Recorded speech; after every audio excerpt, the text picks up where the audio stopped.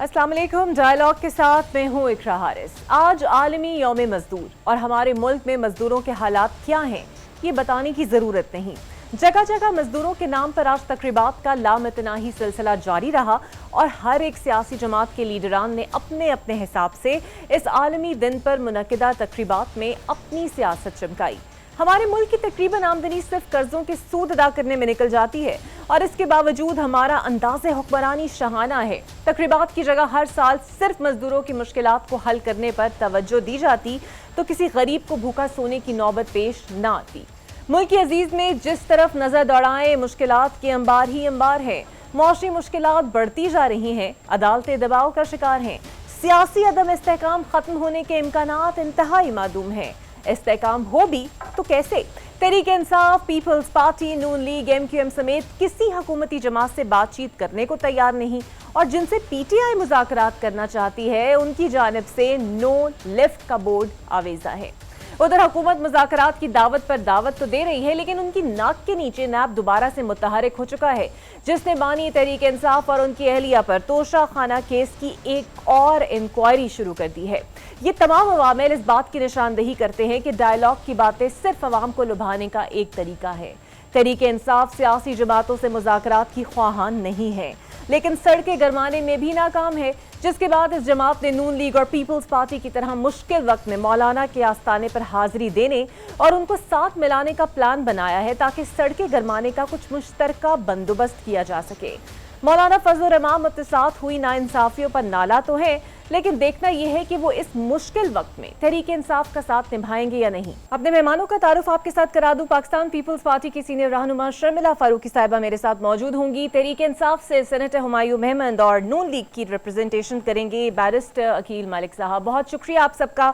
सबसे पहले शर्मिला, मैं आपकी जानिब आना चाहूंगी। तहरीक-ए-इंसाफ कहती है कि हम पीपल्स पार्टी, MQM, नून लीग से मुज़ाकरात नहीं करेंगे, लेकिन पे दर पे इस्टेब्लिशमेंट से बातचीत की बातें भी सामने आती है, फिर मज़ाहमत की बातें भी सामने आती हैं। ये जो पॉलिसी है गुड कॉप और बैड कॉप वाली, क्या समझती हैं कितनी देर तक चलेगी? पहली बात तो ये है कि मुझे बड़ा अफसोस हुआ ये सुन के जब ये कहा गया कि जी वो किसी पॉलिटिकल पार्टी से बात करने को तैयार नहीं है लेकिन इस्टेब्लिशमेंट से बात करने को तैयार हैं। अब आइन में कहाँ लिखा है कि आप पॉलिटिकल प्रोसेस या इलेक्शंस के ऊपर आप इस्टेब्लिशमेंट से बात करें? इस्टेब्लिशमेंट का तो कोई काम ही नहीं है इलेक्शन के प्रोसेस के अंदर। इस्टेब्लिशमेंट का तो कोई काम ही नहीं है पार्लियामान के अंदर। पार्लियामान के हवाले से अगर बात होनी है, इलेक्शन के इश्यूज़ के हवाले से अगर बात होनी है तो वो बात होनी है आपकी इलेक्शन कमीशन ऑफ पाकिस्तान से। पार्लियामान की बिज़नेस के हवाले से अगर बात होनी है, लेजिस्लेशन के हवाले से बात होनी है तो वो आपकी बात होनी है पॉलिटिकल पार्टी से जो इस वक्त पार्लियामान में मौजूद हैं। तो ये एक तरफ तो बात करते हैं आइन और कानून की।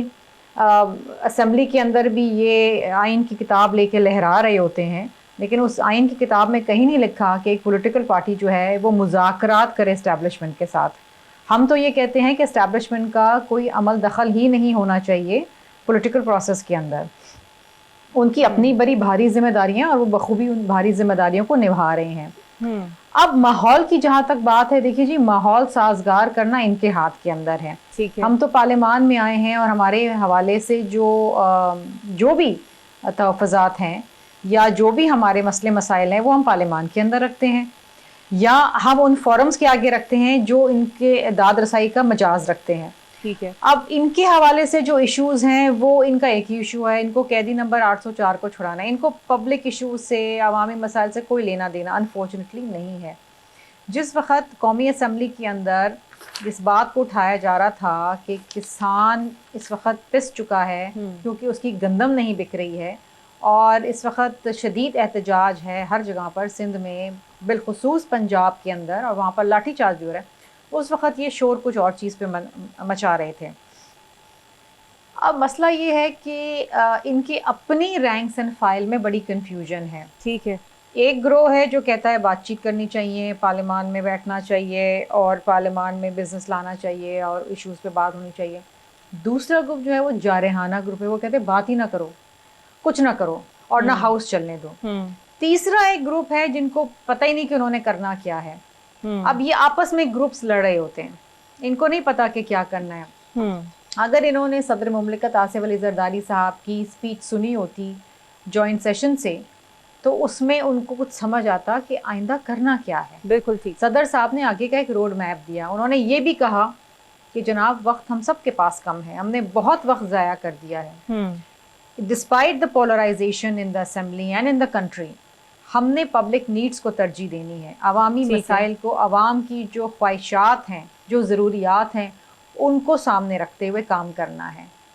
अगर इनके लिए अवाम तरजीह होता, अगर इनके लिए अवाम के मसाइल तरजीहात में शामिल होते, तो ये फिर उस पर बात करते। बिल्कुल, लेकिन ये बात किसी और चीज़ पे करते हैं जिसका अवाम से कोई लेना देना नहीं। बिल्कुल सही। मैं आपकी जानिब पे आऊंगी बेमत साहब, लेकिन फिर अब नून लीग का एक दफ़ा स्टांस ले लिया जाए ताकि फिर आप दोनों के कलेक्टिव आंसर कर दें हमें। अकील साहब, आपको लगता है हुकूमत तहरीक इंसाफ से मुज़ाकरात में संजीदा है? बिकॉज वो ये कहती है कि सबसे बात कर लेंगे, यहाँ तक कि मौलाना साहब से भी कर लेंगे, लेकिन नून लीग के लिए अभी भी सख्त रवैया है। इसलिए कि क्या हुकूमत का भी सख्त रवैया है उनकी जानिब? बहुत बहुत शुक्रिया। जिस तरह शमीला साहबा ने बात की, मैं उससे होल हार्टेडली एग्री भी करता हूँ। उन्होंने बड़े अच्छे तरीके से बयान भी किया, बताया कि सियासी जमातों से ही बातचीत होनी चाहिए, और ये तो वाज़ेह पैगाम दे चुके हैं और ये बता रहे हैं कि हमने सियासी जमातों से बात तो करनी नहीं है। अभी एक प्रोग्राम में अजहर सिद्दीक साहब के साथ मैं बैठा था, इनकी पार्टी के वो भी रहनुमा हैं और बड़े लॉयर्स की विंग में भी हैं सारे मामला। तो वो कहते हैं ये तो असल मालिक ही नहीं है, हमने तो असल मालिकों से बात करनी है। सो आई फेल टू अंडरस्टैंड कि ये बात किससे करना चाहते हैं। अगर सियासी जमात से बात नहीं करनी तो फिर किससे बात? This is a very puzzling question for all of us कि पार्लियामान में आप आ गए हैं, आप का जितना का भी मैंडेट है उस पर हमें रिजर्वेशंस हैं, लेकिन आप आए हैं और आप अवाम की कोई बात नहीं कर रहे। जिस तरह शमीला साहब ने कहा कि एक बड़ा चैलेंजिंग इशू है और बड़ा पर्टिनेंट इशू है फार्मर्स का, उस पर कोई बात नहीं की। कानून साजी के हवाले से अगर बात की जाए तो ये ऐवान से उठ के चले जाते हैं। मतलब ये चाह रहे हैं कि ना ऐवान चले, ना मुल्क चले, ना कोई मुल्की मामलात चलें, और ये इसी तरह अपना धरना, जो इनकी धरने की सियासत है, उसे जारी और सारी रखें। अब इसको ये नाम दे दें मिलियन मार्च का, शायद ये नाम दे दें हकीकी आज़ादी का, शायद ये नाम आज़ादी मार्च का, या एक्सेट्रा एक्सेट्रा। अब इन मार्चेस आपको याद होगा 2014 में भी, it's just a little over a decade ago, कि जब कभी पाकिस्तान की मईशत दोबारा अपनी पटरी पे चढ़ने के लिए उसको लाया जाता है, तो ये हमेशा इस सियासी टोले की और इंतशारी टोले की, मैं तो सियासी भी नहीं कहूँगा, बिकॉज अगर सियासी कुछ होती तो हम सियासी जमातों से ये लोग बात करते और किसी न किसी कोई TORs उसके सेट करते। इतनी रिजिड सोच है कि ये कहते हैं कि जी पहले तो आप हमसे बात करें, पहले आप ऐवानों से निकल जाएं, और खुद भी धमकी देते हैं कि हम भी ऐवानों से निकल जाएंगे। मतलब एक पॉलिटिकल प्रोसेस है, उसको आप मानने से इनकारी हैं। अगर आपको कोई रिजर्वेशन है, उसका एक रिकोर्स दिया गया है। हुकूमत, आपका जो सवाल था उस पे ये मैं गुजारिश जरूर करूंगा कि हुकूमत संजीदा है। शहबाज शरीफ साहब ने वाज़े तौर पे कहा कि तमाम तर सियासी जमातों को हम उनके साथ मिल बैठ के चलने के लिए तैयार हैं। आए, कोई TORs तय करें, कोई हमें बताएं कि कॉन्फिडेंस, यानी you are open to welcome them. अगर ये बैठना चाहें तो you are open to welcome them. बिल्कुल ठीक है। हुमायूं साहब, सर जो बात शर्मिला और अकील साहब दोनों कर रहे हैं, वजीर आला KP कहते हैं कि जिस दिन बानी PTI ने कह दिया कि हुकूमत का तख्ता उलटना है, हम उलट कर दिखाएंगे। दोनों ही ये कह रहे हैं कि मईशत की जब भी कोई बात आए तो आप लोग एहतजाज और धरनों पे चले जाते हैं या इस्लामाबाद के कब्जे की बात करते हैं। तो अब अगर वजीर आला KP एक आईनी ओहदा संभालते हुए ऐसी धमकियां लगाएंगे सर, तो फिर क्या इमेज बरकरार रहेगा आपकी जमात का? बिस्मिल्लाहिर्रहमानिर्रहीम, इय्याका नअबुदु व इय्याका नस्तईन। देखें, आप KP के फ़िलहाल जो चीफ़ मिनिस्टर उसको छोड़ें, आप ये बताएं जो पाकिस्तान का प्राइम मिनिस्टर है वो वर्ल्ड इकनॉमिक फोरम में क्या बता रहे हैं लोगों को कि हमारे मुल्क में इतनी बिजली चोरी होती है, हमारा जो पावर सेक्टर है तबाह हो गया है, हमारे अंदर इतनी ज़्यादा कर्जा हो गया है कि वो अभी डेट ट्रैप की बजाय डेथ ट्रैप हो गई है। वो ये बता रहे हैं कि हम लोग अभी इतनी हमारी इकॉनमी ख़राब हो गई है कि हम उसको रिकवर नहीं कर पा रहे हैं। वो जब चीज़ें करें, मुझे एक बात बताएं, इस मुल्क में कौन आके इन्वेस्ट करेगा? रही बात ये कि जब आप कहते हैं मुज़ाकरात, तो मुज़ाकरात हम किस गवर्नमेंट से करें? इनकी तो कोई लेजिटिमेसी है ही नहीं। इनको किन्होंने वोट दिए? 17 वोट, 25 वोट और 3 वोट, ये टोटल मिला के 45 वोट बनते हैं। ठीक है, या 48 वोट बनते हैं, इनको किस बात की हम इनके साथ बात करें? They are not a legitimate government, तो हम इनके साथ बात क्यों करें? रही बात पॉलिटिकल पार्टी वो होती है जिसको अवाम मैंडेट देती है। पॉलिटिकल पार्टी वो होती है जिसके साथ अवाम खड़ी होती है। पॉलिटिकल पार्टी वो होती है जो अवाम के साथ उनका राब्ता होता है। इन्होंने क्या किया है? इन्होंने इस अवाम के साथ, उन किसानों के साथ क्या किया है? अच्छा, ये याद रखें कि ये जब कहते हैं ना कि ये केयर टेकर गवर्नमेंट थी, ये केयर टेकर गवर्नमेंट नहीं थी, ये इन्हीं की गवर्नमेंट थी। और उसकी वजह ये है कि जाते हुए आप मुझे बात बताएं, जो पाकिस्तान डिस्ट्रक्शन मूवमेंट के जो अपोजिशन लीडर था और जो प्राइम मिनिस्टर था, वो आज दोनों एक पार्टी में हैं कि नहीं है? जो प्राइम मिनिस्टर, जिसको जो केयर टेकर प्राइम मिनिस्टर था, उसको अभी सेनेट का वोट किसने दिया है? इन्होंने दिया ना, तो इनकी गवर्नमेंट थी। उन लोगों ने क्या किया है कि जो किसानों के लिए, जो इन लोगों ने अंदेशा किया था कि पाकिस्तान को तकरीबन 19 लाख और 1.98 मिलियन जो था ना, ये आटे की ज़रूरत थी। लेकिन जो इजाज़त मिली थी और जो इनका ख्याल था कि हम 1.8 मिलियन लेकर आएंगे, इन्होंने 3.4 मिलियन वो किया है। उसके डबल के करीब इन लोगों ने इंपोर्ट किया है, और वो भी 3100 का करवा के 4500 का बेचा है। आज वो अवाम, वो जो अवाम ही है ना, ये जो आपका जो काश्तकार है, वो उनका 2500 पे नहीं बिक रहा, और उनके साथ उनको ब्लैकमेल कौन कर रहे हैं? यही वो लोग हैं जिनकी फैक्ट्रियां हैं पंजाब में, इन्हीं लोगों की फैक्ट्रियां हैं। तो जब आप खुद यही निशानदेही कर रहे हैं कि मामला इतना खराब है, एक मिनट ठहर जाए। इकोनॉमी की इन लोगों ने बात की है। इकोनॉमी पाकिस्तान की सबसे ज्यादा जो तबाह हो रही है, वो किस वजह से हो रही है? वो हो रही है पावर सेक्टर में जो कैपेसिटी पेमेंट्स। आपको पता है एक कंपनी ऐसी है कि जिसके बारे में वो हाफिज साहब ने भी बताया हुआ है, उनका ये जो जमात इस्लामी के, कि उन्होंने कहा है कि एक कंपनी है वो बंद है, लेकिन 28 अरब रुपए का प्रॉफिट ले गई है कैपेसिटी पेमेंट के बेसिस पे।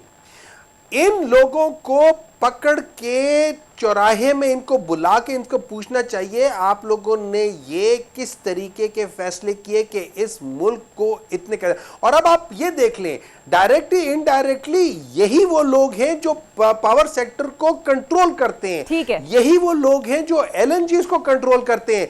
यही वो लोग हैं जो शुगर मिल्स को कंट्रोल करते हैं। यही वो लोग हैं जो हर किस्म की मिलों को कंट्रोल कर रहे हैं। अगर आप पढ़ें आज जो कैसर बंगाली साहब जो बता रहे थे, आपने वो उनकी वो सुनी है, उन्होंने क्या बात की है? इन लोगों ने इस मुल्क का सत्यानाश मार दिया। ये आज से नहीं है, ये 1980 से लेकर बिल्कुल ठीक है। आज तक आपका इन लोगों पॉइंट ने आगे तबाहियां मेहमद साहब, की हैं। मैं आप ही का पॉइंट शर्मिला के आगे रखना चाहूंगी। तो शर्मिला वो कहते हैं 1980 से हालात तबाह किए, तो जाहिर बात है वो फिर दोनों जमातों पे ही टारगेट कर रहे हैं, नून लीग और पीपल्स पार्टी। जी, अब 1980 से जवाब दूं मैं इनको? इनके तो ख्याल में पाकिस्तान का क़याम भी इन्होंने ही किया होगा, बाकी तो किसी ने कुछ भी नहीं कहा। ये तो किसी को मानते जानते ही नहीं है। इस मुल्क में कितने लोगों ने कितनी कुर्बानियाँ दी। शहीद जुल्फ़िकार अली भुट्टो साहब फांसी चढ़ गए, इस मुल्क को एटमी ताकत बना गए। शहीद मोहतरमा बेनज़ीर भुट्टो ने अपने जान का नजराना दे दिया इस मुल्क के अंदर जमहूरियत को बहाल करने के लिए। ये कहाँ थे उस वक़्त? ये तो जनरल मुशर्रफ के पोलिंग एजेंट बने हुए थे। ये तो डिक्टेटरशिप का, आमरीत का साथ दे रहे थे। सो माजरत के साथ इनको तो यही लगता है ना कि सिवाय इनके और कोई दूध का धुला है ही नहीं, और अगर कोई पाकिस्तान को बचा सकता है तो इनके अलावा कोई और बचा ही नहीं सकता। यही हैं जो सब कुछ हैं पाकिस्तान के लिए। जब 3.5 साल इनको हुकूमत मिली थी तो कितने लाख इन्होंने घर बना दिए, करोड़ों नौकरियां दे दी, ना जाने क्या कुछ कर दिया। पाकिस्तान को उस नहज पे ला के इन्होंने छोड़ा जब पाकिस्तान का दिवालिया निकल रहा था। तो खुदारा ये कौम बेवकूफ़ नहीं है, और ये कौम समझती है कि किसने पाकिस्तान की खिदमत की, किसने पाकिस्तान की खिदमत नहीं की। अब भी इनके पास मौका है, अगर ये अपना किबला दुरुस्त कर लें, अब भी इनके पास ये मौका है कि अवामी मसाइल की हल की तरफ जाएं, अवामी मसाइल को तरजीह दें, अवामी मसाइल का हल ढूंढें, लोगों की खिदमत करें। देखें, ये मौके बार बार कुदरत नहीं देती है, ना ही किस्मत देती है। 2018 में जब हम एहतजाज करते थे फॉर्म 45 पे, तो ये हमारा मजाक उड़ाते थे। आज क्या हुआ? 2024 में ये फॉर्म 45 पे रो रहे हैं, और हम उस वक्त भी कहते थे कि इंतखाबी इस्लाहात कर लो, आज भी यही कहते हैं। आज भी इन्होंने अगर हंसी मजाक में और टाइम ज़ाया कर दिया और इस हल्लड़बाजी में टाइम ज़ाया कर दिया, तो फिर तारीख शायद इनको तीसरी बार मौका नहीं देगी। ये उनको सोचना चाहिए। और सदर मुमलिकत ने अपने खिताब में यही कहा है, सबके लिए कहा है, आपके मेरे लिए, हम सब के लिए, ये कौम, इस मुल्क के बच्चे, आपके मेरे बच्चे, ये सब देख रहे हैं, सुन रहे हैं। कल को जब वो उठ के आपसे शिकायत करेंगे तो फिर आप जवाब देने के लायक नहीं रहेंगे। ठीक है। अच्छा अकील साहब, सर इसका भी आप रिस्पॉन्ड ज़रूर कीजिएगा जो हुमायूं मेमन साहब कह रहे हैं, लेकिन आज कैप्टन सफ्दर साहब ने भी एक जगह पर खिताब किया। वो कहते हैं कि जो जहाद नहीं कर रहे लेकिन असम्बलियों में हल्फ उठा रहे हैं, उन्हें कौम नहीं बख्शेगी। और जिस पर मौलाना फजल रहमान ने आके कहा कि मुझे ये समझने भी मुश्किल है कि कैप्टन सफ्दर हमें डांट रहे हैं या अपने ससुराल को डांट रहे हैं। इसमें मैं क्या कमेंट करूं? देखिए, उन्होंने कोई अगर बात बोली है और नहीं, वो नाराज हैं क्योंकि उन्होंने कहा है कि मुझे नून लीग के इजलास का कह के ना बुलाया करें, नून लीग के रेफरेंस से ना बुलाया करें। क्या नाराजगी है कोई उन्हें? नहीं, मेरे इल्म में तो नहीं है कोई नाराजगी है, और मेरी नजर से भी नहीं गुजरी मीडिया पे अगर इस तरह की कोई स्टेटमेंट उन्होंने दी है, तो I am unable to actually comment on this. However, जो बात आपने की किसानों के हवाले से, वो बड़ा एक सीरियस इशू है जिस पे बात शर्मिला साहबा ने भी की और सेनेटर साहब ने भी की। तो उस पे देखें, ये अब भुगतान हमारे पे लगाना, हुकूमत पे, क्योंकि ये केयर टेकर गवर्नमेंट डिसीजन था जो एक इजाफी सरप्लस में उन्होंने वीट मंगा ली, इंपोर्ट की, और यहाँ पे किसानों को नुकसान पहुंच रहा है। लेकिन हमारी हुकूमत उस पे भी जो है उसका अजाला कर रही है। एक इंक्वायरी रिपोर्ट भी ऑर्डर उस पर हुई है कि ये इसका एक फैक्चुअल इंक्वायरी कंडक्ट होनी चाहिए और पता चलना चाहिए कि ये किसने की और क्यों की। This can actually not come down upon us कि हमें कहा जाए कि ये आपकी गलती है। तो हम तो अभी भी जो है किसानों की जो रिसोर्सेज अवेलेबल हैं और जो चीज़ें उनको अवेलेबल हैं, हम तो देने के लिए तैयार हैं। आज भी सीएम साहिबा ने यही बात की और उन्होंने कहा कि whatever resource that is present there, मैं वो किसानों के साथ हूँ, मैं किसानों को वो दूंगी। इसी तरह 400 से 600 की जो सब्सिडी दी जा रही है वो भी आपके सामने है, जो ग्रोअर्स की। और उसके साथ जो ऐप एक इंट्रोड्यूस करवाई थी, उसमें देखें थोड़ा सा किसान ऐप में मैं ये जरूर करूंगा, क्योंकि हमारे कई दही इलाके हैं वहाँ पे इतने टेक सेवी लोग नहीं होते और इतना इस्तेमाल नहीं होता वो कि हर कोई फेसबुक पे और टिकटॉक पे और इन चीज़ों पे मौजूद है। लेकिन जो असल काम था वो किसान ऐप का, कि जो बारदाना के जो था और उसके बैग्स, जो गनी बैग्स थे, वो तमाम तर चीज़ें वो वहाँ से उसको डिजिटलाइज करने की कोशिश की। एक अच्छी अटेम्प्ट थी, लेकिन वो आई थिंक तरीके से नहीं हो सका। तो उसको थोड़ा सा बेहतर तरीके से चलाया जा सकता था और एक कोई मैनुअल और डिजिटल दोनों चीज़ों को side by side in parallel चलाया जा सकता था। लेकिन उसके बावजूद वट एवर देयर इज, जो रिसोर्सेज अवेलेबल हैं पंजाब हुकूमत के पास और इवन के सेंटर के पास भी, क्योंकि हम लोग भी सोच रहे हैं हम किसानों को ये सब्सिडी दे सकते हैं और किस तरह उनको बेहतरी की तरफ सारे मामले को लेके आया जा सकता है। तो उसमें भी इंशाल्लाह काम कर रहे हैं और जल्द आपके सामने उसके नताइज भी होंगे। बिल्कुल सही, उम्मीद करते हैं जी मसला हल हो, क्योंकि वाकई बड़ा ग्रेव मसला है और खासा नुकसान इससे एक आम किसान को पहुंच। गुफ्तगू का सिलसिला जारी रखेंगे, यहाँ पर एक ब्रेक ले लेते हैं, मिलते हैं एक ब्रेक के बाद। वेलकम बैक और दोबारा से गुफ्तगू का आगाज करते हैं। अच्छा मेमन साहब, अली अमीन गंडापुर की बात तो आपने कहा आप उन्हें छोड़ ही दीजिए, लेकिन अली मोहम्मद खान साहब की अगर बात करें, सर लगता है ऐसे कि आपकी पार्टी में मौकिफ को लेकर भी खासी डिवीजन है। बानी पीटीआई कुछ कहते हैं, आपके रहनुमा कुछ कहते हैं। अब कल अली मोहम्मद खान साहब ये कह रहे थे कि हुकूमत मुज़ाकरात के लिए अपने कार्ड शो करे, सुप्रीम कोर्ट गैर जानिबदार सालिस के तौर पर बैठे, हुकूमत अगर मामलात सामने लाती है तो इस पर बात कर सकते हैं। सर ऐसी शराइत क्यों रखते हैं? कभी हुआ है ऐसे कि सुप्रीम कोर्ट सालिस बन जाए, और जबकि आप में से अक्सर लोग ये बड़ा खुलकर कह चुके हैं कि अब कोर्ट्स आज़ाद नहीं है, सुप्रीम कोर्ट ने भी कहा है कि हम पर दबाव आता है, तो सर ये मुमकिन कैसे होगा, ये ऐसी शराइत जो रखते हैं आपके रहनुमा? मैं पहले दो चीज़ें कमेंट कर लूँ। सबसे पहले जो बात हो रही थी, शर्मिला साहिबा जो बात कर रही थी, पीपल्स पार्टी की जो लीडरशिप जिन्होंने कुर्बानियाँ दी हैं, देखिए हम सारे मानते हैं कि ये जो पाकिस्तान का एटॉमिक एनर्जी जो स्टार्ट हुआ था, इसमें भुट्टो का बहुत इम्पोर्टेंट किरदार था, कोई इसमें वो नहीं है।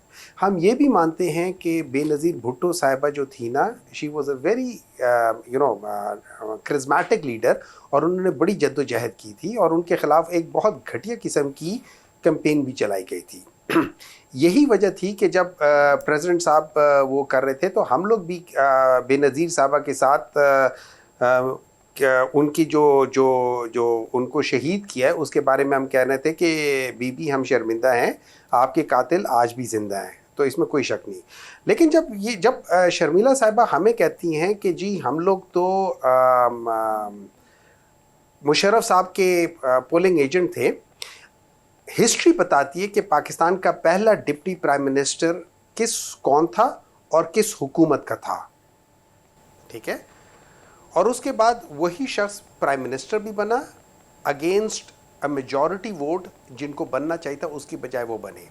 अब ये हिस्ट्री में मैं आगे नहीं जाता। अब बात आ जाती है पंजाब की। पंजाब, एक बात याद रखें, पंजाब में एक और ड्रामा हो रहा है। इन लोगों ने कहा है कि जी हम लोग पंजाब की आवाम के लिए हम लोग स्पेशल वो कर रहे हैं, और हम क्या कर रहे हैं, पास्को वगैरह को हम कह रहे हैं कि वो कर लें। अच्छा ये याद रखें, पास्को जो है ना वो तकरीबन पंजाब के हर ज़िले में है ही नहीं, वो प्रॉब्ली सेंट्रल में है, कुछ थोड़ा सा साउथ है, बाकी जगहों पे तो वो है ही नहीं। और उनको 18 लाख टन के बारे में कहा हुआ ये कर ले, वो वैसे ही लैप्स हो जाएगा, चूंकि है ही नहीं तो वो कर नहीं पाएंगे।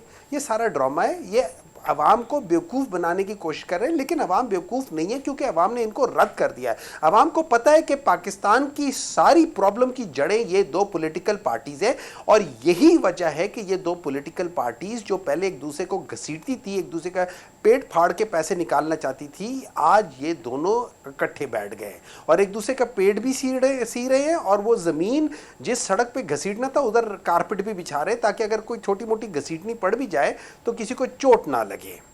ठीक है, बात ये हो जाती है जो आपने अली मोहम्मद साहब की बात की है। देखिए इस तरह है, पाकिस्तान एक ऐसे जगह पे इन लोगों ने पहुंचा दिया है। मैं पिछले 2, 3, 4, 5 साल 10 साल की बात नहीं कर रहा हूं, मैं पिछले 30-35 साल की बात कर रहा हूं, जिसकी बेसिस पे वो डिसीजंस हुए कि ये लोग कहते हैं कि हमारे यहाँ फॉरेन डायरेक्ट इन्वेस्टमेंट नहीं है। साल में आपकी हुकूमत का भी कुछ और है ना, थोड़ा सा आप लोगों का भी तो है सर स्टेक। जरा एक मिनट है जना, नहीं देखिए एक बात बताता हूँ मैं, हमारा तो 0.1% भी इसमें कंट्रीब्यूशन नहीं होगी। मैं आपको बता देता हूँ, जरा ये लोग कहें ना कि ये शरीफ फैमिली जितना इनका पैसा बाहर है, ये सारी चीजें बेचे, अपनी जायदाद बेचे, ये जो इसाक डार साहब के बच्चे बाहर बैठे हुए हैं, इतना कमा कुमू के इतने टावर्स बनाए, वो बेचे आए पाकिस्तान में इन्वेस्ट करें। वहां पे क्यों बनाई हुई है ये जरदारी साहब की बाहर जो प्रॉपर्टीज हैं, जो इन लोगों की दुबई में वो जो हिल है, एमिरेट्स हिल में जो इनकी प्रॉपर्टीज है वो बेचे, जहां पे 15 मिलियन से कम की तो कोई प्रॉपर्टी नहीं, $15 मिलियन से कम की कोई प्रॉपर्टी नहीं है, वो लाए बेचे, पाकिस्तान में इन्वेस्ट करें। बाहर बैठे हुए हैं, अपने पैसे इन लोगों ने बाहर बैठे हुए, आपको मुझे कहते हैं और बाकी लोगों को कहते हैं आओ पाकिस्तान में इन्वेस्ट करो।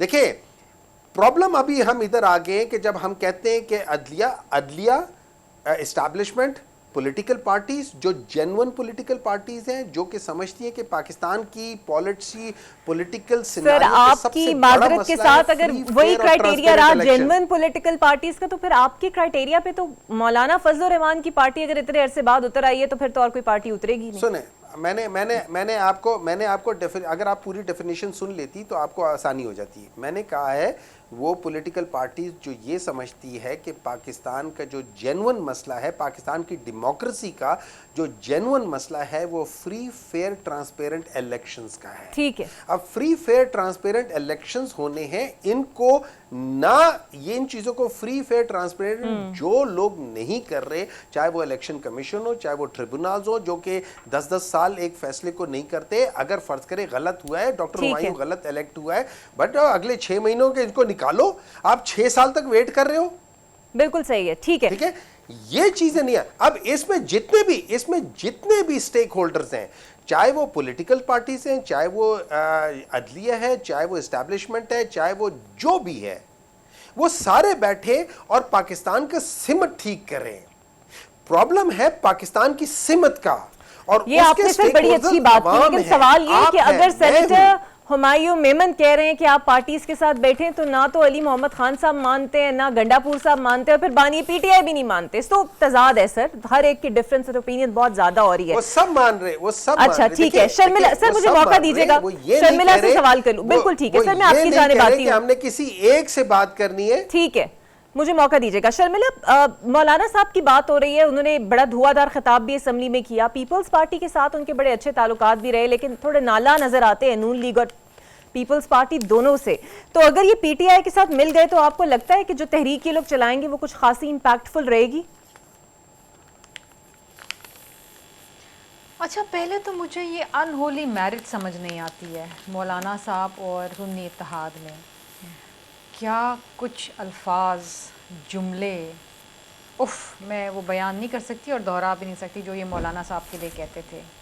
अगर आज इन मौलाना साहब इनके फेवरेट बन गए हैं, तो फिर मेरा ख्याल है कि इनके पास कोई उसूल तो है नहीं ज़िंदगी में। अब ठीक है, सियासत में आप अलाइंसेस बना रहे हैं, शायद ये समझते हैं कि ये बात उनके मुफाद के अंदर है। और मौलाना साहब तो ये भी कह रहे हैं कि खैबर पख्तूनख्वा में भी धांधली हुई है, क्योंकि वहाँ से वो भी हारे हैं। अब मज़े की बात ये है कि क्या इनके पास अपनी स्ट्रेंथ नहीं है जो इनको मौलाना साहब की ज़रूरत है कि उनके साथ एहतजाज करें? बहुत सारी चीज़ें हैं ना, मतलब इंसान जब सोचता है कि ये एक अलायंस हो रहा है, तो सोचता है यार माजी में तो ये बातें ये इनके लिए कहते थे, न जाने क्या क्या। मेरे लिए मौलाना साहब काबिल एहतराम है, मैं तो नहीं दोहरा सकती वो बातें, लेकिन आपको भी पता होगा, इनको भी पता होगा, और बैरिस्टर साहब को भी पता होगा। और अब किस तरीके से, किस मुंह के साथ ये इनके साथ बैठेंगे, ये किस तरीके से सिलसिला चलेगा, मेरी समझ से बाहर है। I don't understand. सही, तो आपको लगता है मुश्किल है ये मामलात उन इल्काबात को लेकर जो माजी में ये लोग देते रहे? इनके लिए कुछ भी करना, इनके लिए किसी चीज़ पे भी यू टर्न करना मुश्किल नहीं है। ये इनका वतीरा रहा है, ये इनकी सियासत का महवर रहा है। तो मैंने जब बताया आपको कि मौलाना साहब के साथ ये बैठने को तैयार हैं, तो मुझे समझ नहीं आता कि यार हम शर्मिंदा हो जाते हैं। हम अगर किसी को इतना बुरा भला कहें, फिर उसके साथ हम अपने मुफाद की खातिर बैठ जाएं, तो मतलब एक दिल में एक खलिश होती है कि यार कैसे बैठे यार, लोग क्या कहेंगे।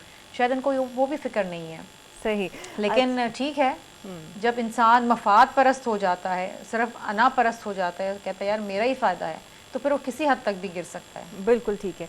अच्छा, अकील मलिक साहब बड़े दबे दबे मुस्कुरा रहे हैं सर।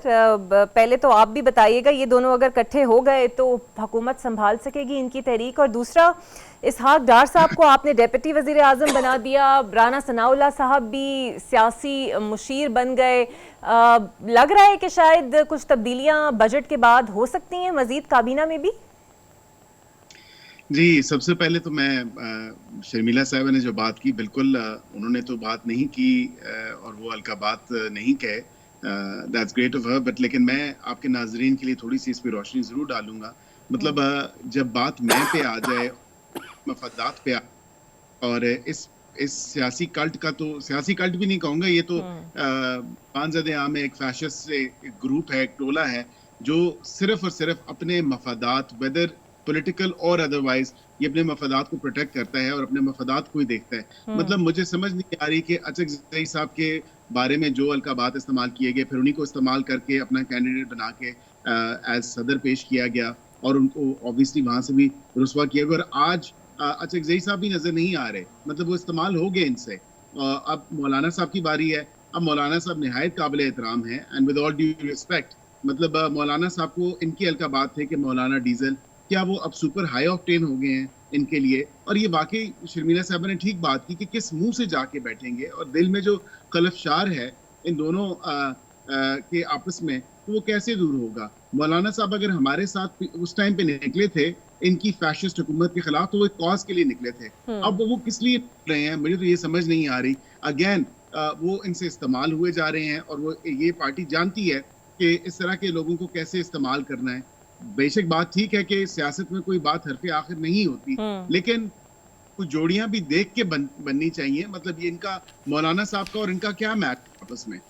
जहां तक आपने डार साहब की बात की, बिल्कुल ये पार्टी का फैसला है और मियां मोहम्मद नवाज शरीफ साहब और प्राइम मिनिस्टर मियां मोहम्मद शहबाज शरीफ साहब ने एक उनका जॉइंट फैसला है, पार्टी का फैसला है एज डिप्टी प्राइम मिनिस्टर। ठीक है। शाइन बात है, celebrated between all corners of the party, और जितने भी हमारे विंग्स हैं उसमें बड़ी सेलिब्रेशन थी इस चीज की, और वो करते हैं, सीनियर मिनिस्टर हैं। जहां तक बात की आपने राणा साहब की, तो आई थिंक इनके मार्च की अनाउंसमेंट के बाद हकीम राणा सनौला साहब को इस्लामाबाद मदऊ करना जरूरी था, और क्योंकि उन्हीं की माजून और उन्हीं की फकी से इन सियासी फैशिस्ट लोगों को आफाका होता है, तो अब वो भी तैयार है, इसलिए अब वो भी आ चुके हैं। अच्छा, तो यानी अब राणा साहब को इसलिए लेके आए हैं कि इन्हें और दीवार के साथ लगाया जाए? नहीं, दीवार के साथ नहीं, बात यह है कि राणा साहब ने जब इन्होंने पहले इस तरह के ड्रामे किए और इन्होंने इस तरह का मतलब जमहूरियत के नाम पे अपनी फस्तायत ज़दा पॉलिसीज को परवान चढ़ाया और इस्लामाबाद में आके दावा बोला, अब अगर ये आके दावा बोलते हैं, क्योंकि ये थ्रेट तो कर रहे हैं, खा वो केपी से थ्रेट आ रही है, खा वो ये यहाँ से इंटरनली इस्लामाबाद से थ्रेट कर रहे हैं, तो इस थ्रेट को जो है वो हम तो करना है ना। अच्छा, उसके लिए राणा साहब, यू हैव ब्रॉट राणा साहब ऑन द फ्रंट, ठीक है। मेमन साहब, सर वो जो फिर आप केपी साहब की बात का रिस्पॉन्ड कर ही दीजिए, वो कहते हैं कि इस्लामाबाद पर कब्जा हम कर सकते हैं, तो मेरा ख्याल है उसी के लिए शायद राणा सनाउल्लाह साहब आ गए हैं वफाक में। सर देखिए, काश ये राणा सनाउल्लाह बजाय इसके कि ये मोहसिन नकवी और फैसल वावडा और काकड़ साहब को सेनेट में लाने की बजाय अपने बंदों को लाके उनको वोट दिलाते, काश ये करते। लेकिन इनके इख्तियार में तो ये एक सेक्रेटरी को नहीं बदल सकते, ये किसी को क्या वोट देंगे, ये एक अपने मर्ज़ी का एक मिनिस्टर नहीं बना सकते, एक सेक्रेटरी नहीं बना सकते, ये उसको तो छोड़े, ये आईजी इस्लामाबाद अपनी मर्ज़ी का नहीं लगा सकते, ये क्या करेंगे। अच्छा, अब बात आ जाती है कि मैं थोड़ी सी बात कर लेता हूँ। शर्मिला फारूकी साहबा पूछ रही थी कि ये किस मुंह से जाएंगे। मैं ज़रा पूछना चाहता हूँ शर्मिला साहिबा, आप किस मुंह से इनके साथ बैठी हुई हैं? आपने थोड़ी देर पहले अपने 2 लीडरान की कुर्बानी का जिक्र किया था। आपको पता है 1990 में ये नवाज शरीफ साहब ने ये जिना पार्क, जो आज जिना पार्क है, उस वक्त वहाँ पे खड़े होकर क्या तकरीर की थी भुट्टो के बारे में, शायद आप भूल गई हैं। आपको पता है कि 1988 में 1990 में क्या किस किस्म के इन लोगों ने आपकी बेनज़ीर साहिबा, जिनको आप शहीद कहती हैं, उनके बारे में किस किस्म की कैंपेन की थी? आप भूल गई हैं। क्या आप भूल गई हैं कि इन्होंने आपके जो लीडर जो इस वक्त बैठे हुए हैं, उनका पेट चाक करके उनको सड़कों पे घसीटना था? आप भूल गई हैं। तो आप जिस मुंह के साथ इनके साथ बैठी हुई हैं, प्रॉब्ली शायद उसी तरह का या उससे बहुत अच्छे मुंह से हम भी बैठ सकते हैं। रही बात ये, अब आ जाता हूं मैं दूसरी तरफ, ये अकील साहब की तरफ।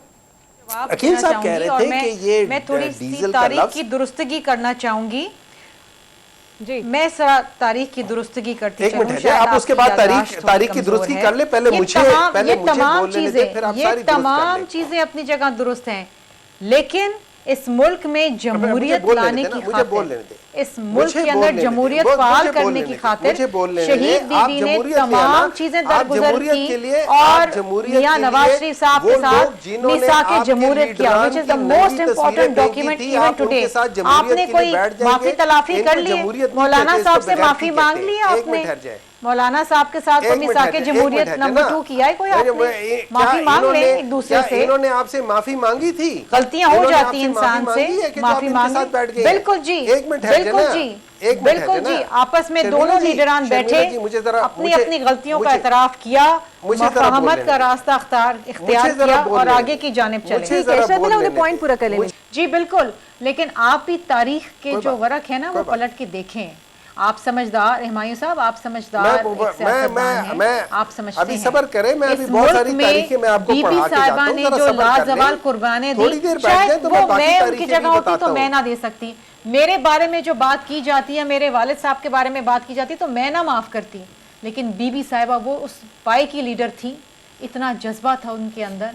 चले बीबी साहबा को छोड़े ना, उनके बेटे ने तो अपने उनकी मां के साथ क्या किया, तो वो बाहर बैठ सकती थी, वो आई इस मुल्क के सामने, वो आई इस मुल्क में वापस, उन्होंने अपनी जान का नजराना दिया और उन्होंने थोड़ा सा- अपनी जान की कुर्बानी देखिए, दी, थोड़ी शहीद एक हुई मिनट वो। है ना, ठीक है ना। कोई तो इस मुल्क में देखिए ना, आप लोग इस उनके- आप नौयत लोग की उनके कुर्बानी नाम पे नहीं देने का politics कर सोच रहे भी नहीं हैं। सकता। आप लोग उनके शहीद नाम पे- जुल्फकार आप अली लोग भुट्टो उनके साहब नाम पे फांसी पे politics चढ़ गए, कर रहे हैं। इसी ठीक है, के शर्मिला, खातिर बहुत उनके शुक्रिया बेटे आपका। मोहतरमा आप बेनज़ीर बिल्कुल भुट्टो सही। साहिबा जो है वो शहीद हो गई, बिल्कुल बिल्कुल, वो शहीद हो गई। ये बात तो मेमन साहब माननी इस मुल्क की पड़ेगी कि खातिर। इन दोनों ये लीडरान कुर्बानी ने। का जज्बा आप लोगों में नहीं है। अच्छा। आप लोग समझ भी नहीं सकते। अच्छा मेमन साहब, आप अपनी बात से कंटिन्यू कीजिए, मुझे- लेकिन मुझे इन दोनों बोलने दें। लीडरान ने सर ये मुझे तो नहीं बोलने कहा दें। कि हम इन जमातों से बात नहीं करेंगे शर्मिला सर। साहिबा या आप बैठ के प्रोग्राम पूरा कर लें और या फिर मुझे बोल लेने दें, ठीक है ना, तो फिर उसके बाद वो कर लेते हैं। लेकिन allow me to finish my thing, क्योंकि अभी मैं जरा अकील साहब की तरफ मैंने अपना वो रुख मोड़ा है, तो मुझे उधर बोल लेने दें, जी ठीक है।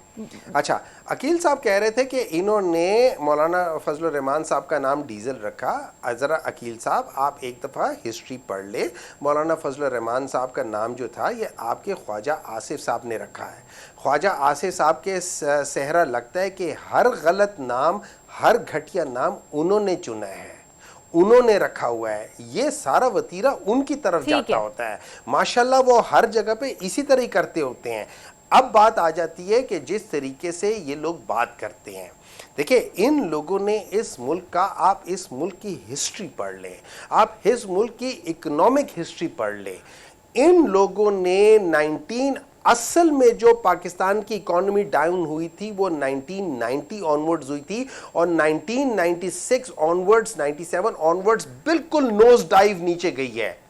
उसके बाद कभी रिकवर नहीं हुआ है। और ये वो टाइम पीरियड था जिसमें इन लोगों ने आईपीपी के मुआहदे किए थे। इनसे बड़ा इस मुल्क को तबाह करने वाली दो पॉलिटिकल पार्टीज आज तक पैदा नहीं हुई। ठीक है, और बहुत इन शुक्रिया लोगों सर को आपका। मेमन इधर साहब, मेरे खड़ा प्रोग्राम करके का पूछना वक्त चाहिए, खत्म हो गया, आप लोगों लेकिन ने इसमें कितने बिल्कुल सही सर, आपका पॉइंट आ गया। बहुत शुक्रिया आपका भी और अकील साहब आपका भी। लेकिन द पॉइंट है, इस ब्लेम गेम से हमें आगे बढ़ना होगा, क्योंकि इल्ज़ाम तराशियां और ब्लेम गेम से ना तो बैठकर बात हो पाएगी और ना ही मुफाहमत की बात हो सकती है, सिर्फ मज़ामत ही नजर आएगी। मुझे इजाज़त दीजिए, अल्लाह हाफ़िज़।